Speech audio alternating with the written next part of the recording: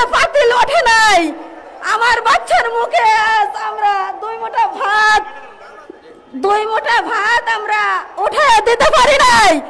আজ এই গ্যাস সংকটে আমার মা বোনেরা অস্থির। তারা বাসা বাড়িতে কাজ করে, তারা কলকারখানায় কাজ করে, কিন্তু বেলা শেষে এসে তারা গ্যাসটুকু পায় না।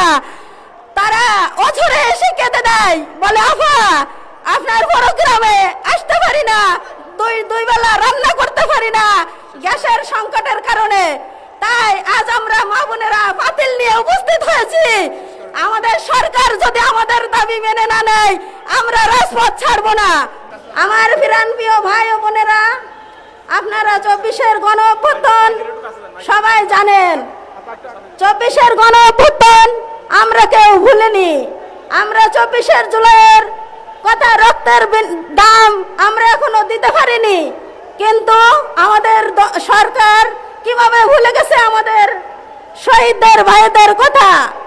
আপনারা নিশ্চয় জানেন যে আমাদের 24-এর গণ অভ্যুত্থানে হাজার হাজার ভাই ও বোনেরা শহীদ হয়েছে, জীবন দিয়েছে।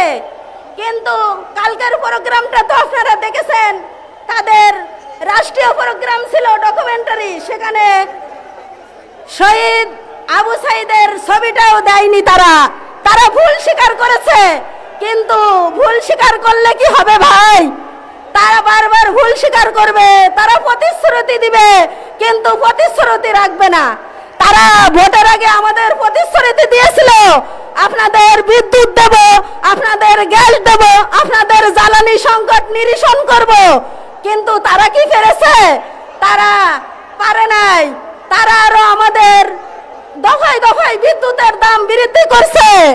আমরা শ্রমিক, আমরা দফায় দফায় বিদ্যুতের দাম বৃদ্ধিতে ক্ষতিগ্রস্ত হচ্ছি, আমরা দিতে পারছি না। আমাদের শ্রমিক মা ও বোনেরা আমার কাছে আসে আর বলে আফা আজকে আমার রান্না হয়নি, আমার চুলায় আজকে পাতিল ওঠে নাই। আমার বাচ্চার মুখে আজ আমরা দুই মোটা ভাত আমরা উঠে দিতে পারি নাই। আজ এই গ্যাস সংকটে আমার মা বোনেরা অস্থির। তারা বাসা বাড়িতে কাজ করে, তারা কলকারখানায় কাজ করে, কিন্তু বেলা শেষে এসে তারা গ্যাসটুকু পায় না।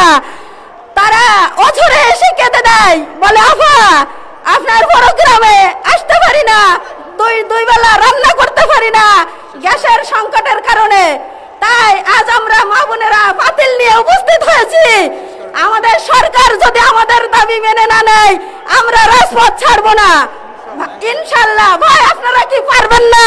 আপনারা এই প্রোগ্রামে প্রতিশ্রুতি দেন, আমাদের দাবি আদায় করে আমরা রাজপথ ছাড়বো, না হলে আমরা রাজপথ ছাড়বো না।